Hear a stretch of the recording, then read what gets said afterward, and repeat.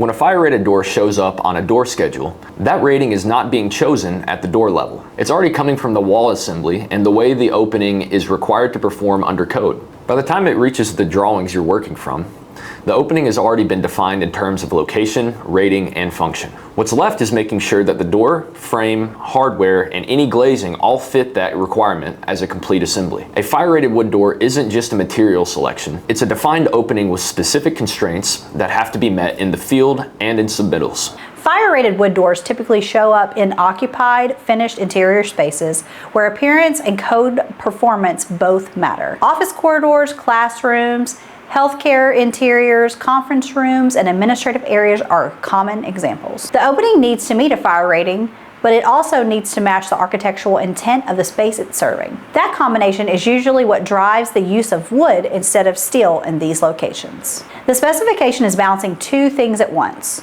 life safety requirements and finished interior conditions. And that balance shows up in how the door is built. Finish options, veneer or paint grade selections, light configurations where allowed, and hardware packages are all part of how that rated opening is executed. The key detail that gets overlooked is that fire-rated wood door is not a standalone product. It's part of a listed opening assembly. That means the door, frame, hardware, glazing, vision light frames, and accessories all have to be compatible with the same tested fire rating system. If one component doesn't match the listing, the entire assembly can be affected. That's where coordination becomes critical. The ratings place real-time limits on what you can do with the opening. Vision light sizes and placements can be restricted based on the rating and door construction. Glazing type is limited to approved fire rating assemblies. Hardware is also tied to listings, which means closer types, latch sets, hinges, and exit devices all have to be compatible with fire rated door systems. Even when multiple options exist on paper, not every combination is allowed within practice. That's where issues usually show up in real projects. Not because of the rating itself is complicated, but because the components get reviewed separately instead of a single system. A door might match the schedule. Hardware might match the specification.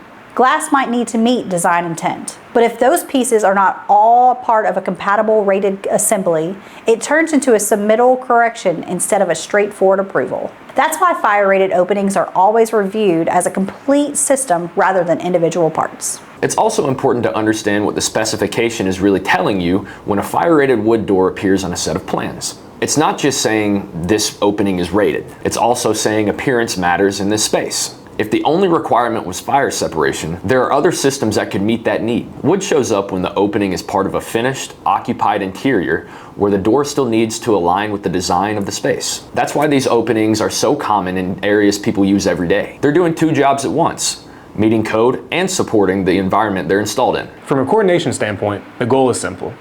Make sure all the openings shown on the plans can be actually built as a complete, compliant assembly. That means confirming the door construction supports the rating, the glazing is permitted within the assembly, and the hardware is listed for that specific configuration. Most delays don't come from the fire rating itself. They come from mismatches between components that were never reviewed together as one system. Once those pieces are aligned early, the opening moves through submittals and fabrication without the back and forth. So when a fire-rated door shows up on your plans, it's not just a product call-out. It's a set of constraints that define how the opening must be built. It tells you the opening is life safety rated. It tells you the space still has architectural requirements. And it tells you the door, frame, hardware, and glazing all needs to be coordinated as one listed assembly before anything is released. That's the part that matters the most in execution. Because once a fire-rated opening is understood as a system instead of a single door, the decisions around it become more predictable in submittals, procurement, and installation.